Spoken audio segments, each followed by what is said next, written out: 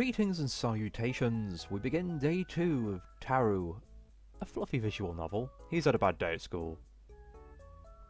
Beep beep beep beep. The alarm clock is ringing. Oh, he moaned slowly, raising his head after realizing he was dreaming again.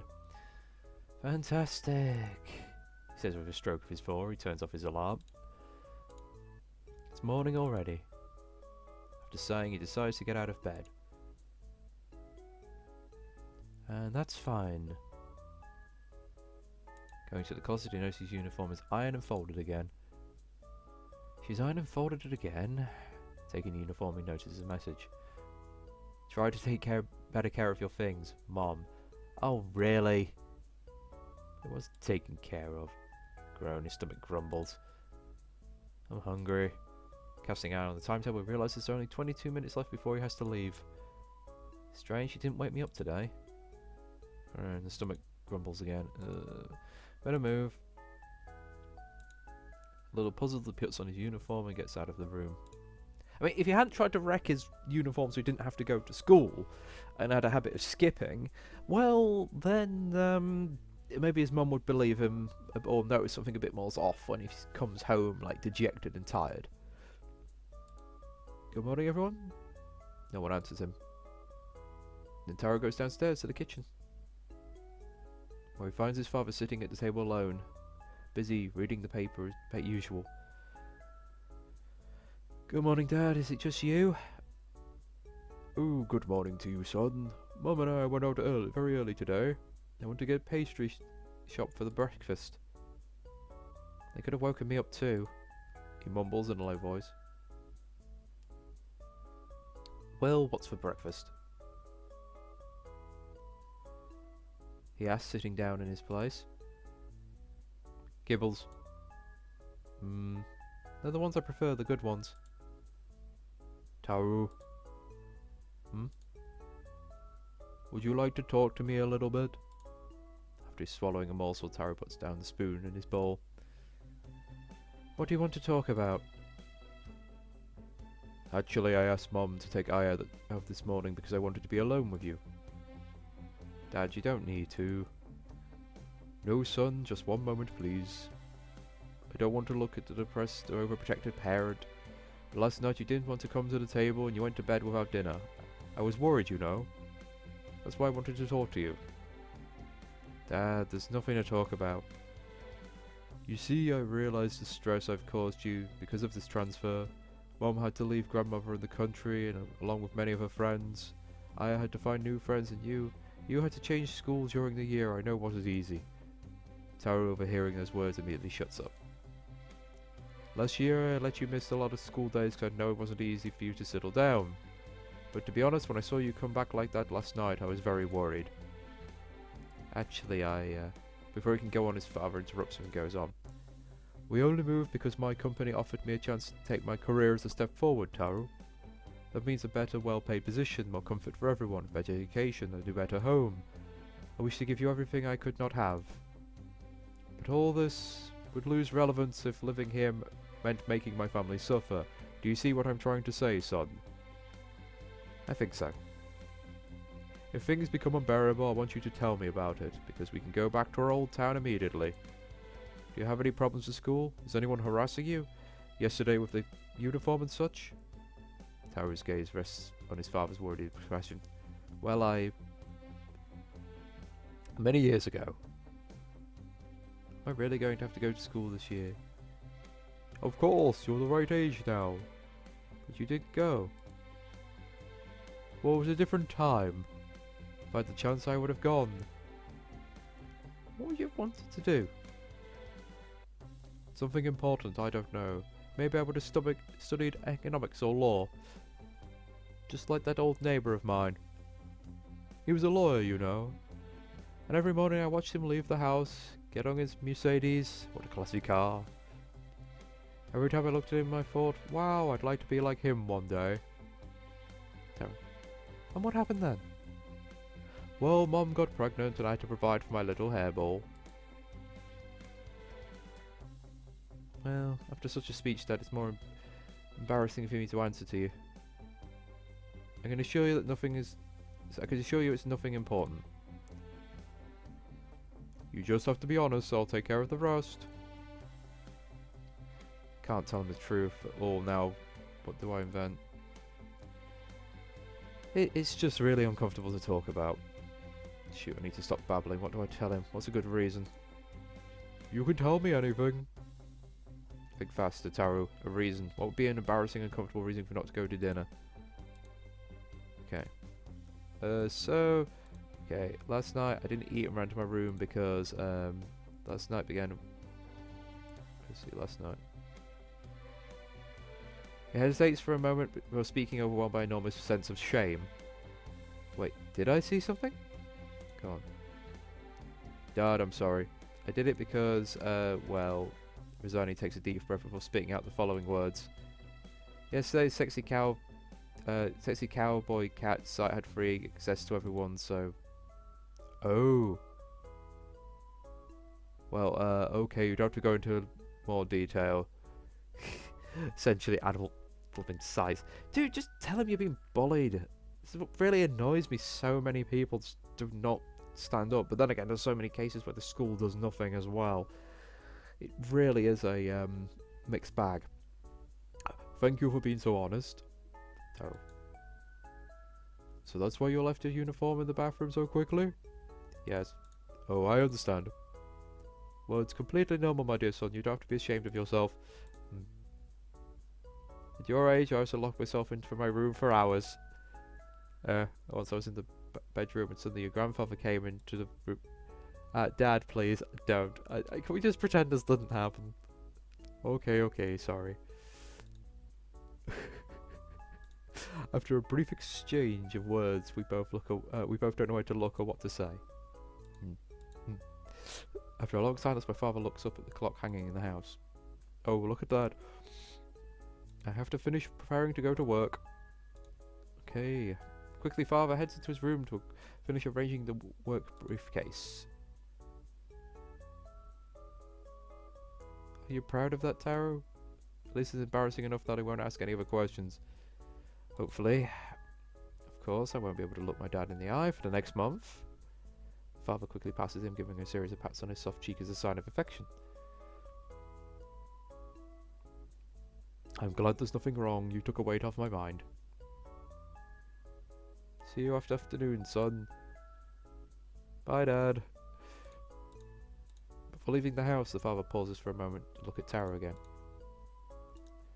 I'm not going to tell Mom anything. Thank you. Bye-bye again. After those words, he leaves the house on his way to work. Sometimes it's worth sacrificing your dignity for the cat you love. Dude, you have no dignity. How sweet you've been. And what horror, I can't get the image out of my mind. And to think this is just the beginning. You take this matter pretty well for a cat who just told his father what hot site he prefers.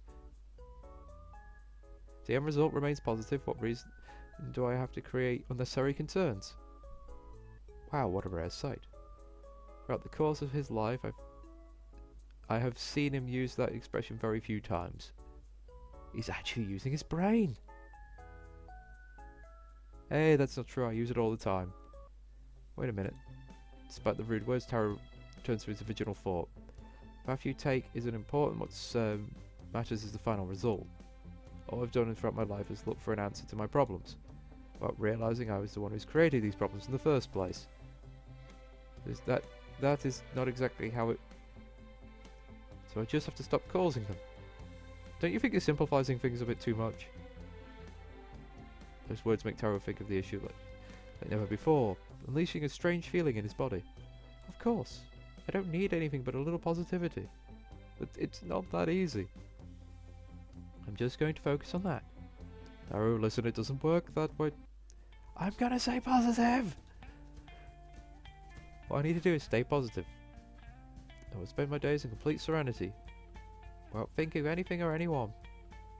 I'm going to spend the day studying. I'm always going to be carefree in class. Yes, this is the right way. There is no point in having your day ruined because of canteen food or a single negative event. Well, that's kind of true, but you're allowed to be stressed every so often.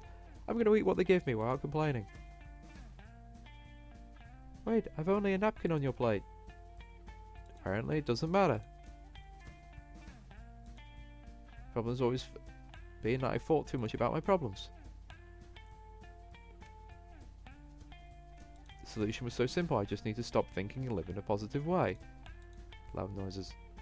From now on, I refuse to let any problems get to me.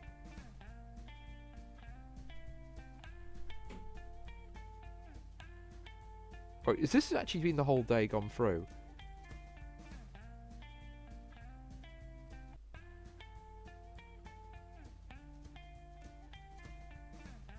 Wait, was that a dream? Because that's a day 2 again.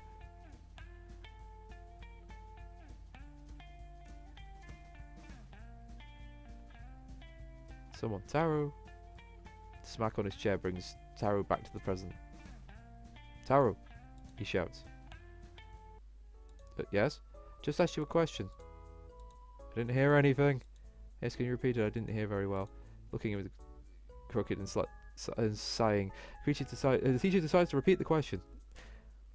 What were the cause of the feline revolution in 1789? The question leaves Taro completely dumbfounded. He struggles for words. The silence that the question causes seems to go on forever. I don't know. Why didn't I pay attention? It's a simple question after all. Calm down, there's no point worrying. I have to think positive. Think positive, think positive, think positive. Government, nobility and management, economic crisis and the scarce amounts of chips. Voice whispers right next to him. I just imagine that was someone trying to help. Don't think that's wrong with the answer. Though his personal judgment warns him to be wary of a random suggestion he hears, his instinct tells him exactly the opposite. It's caused by the lack of management by the nobles, the subsequent economic crisis, and the scarcity of chips. Sighing, the teacher goes on to say, that's correct, but try to be more attentive in the future. Can't believe it. Still thinks, astonished, and responds by stammering, sure. Well, let's go on. The teacher answers and proceeds with his lesson. Really risked a lot. The more he thinks about it, the succession of events is more convinced of one thing. Being positive really works. I was so worried about my problem, how stupid of me. My problems are over now. Psst, hey. A voice calls for Taro's attention. Buy a whisker, eh? You did well. Turning to the right, he sees the classmate who helped him and looks in with a kind smile on his face. First one Taro got in a long time.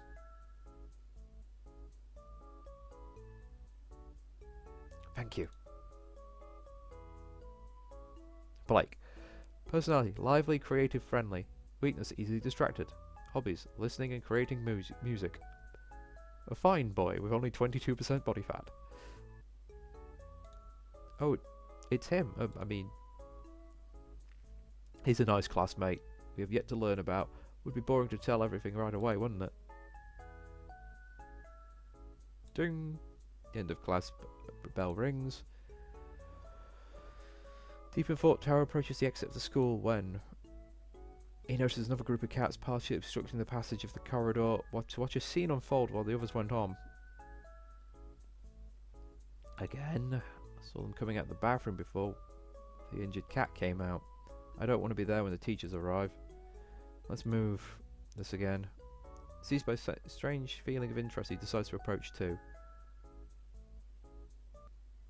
Making his way towards the motionless cat, he almost gets to the front row, seeing clearly what is going on. What's that? The gaze lands on the cat, trying to make himself as small as possible. Taro immediately sees a scratch over his eye. Not knowing the names of any cats present, Taro numbers them in his mind.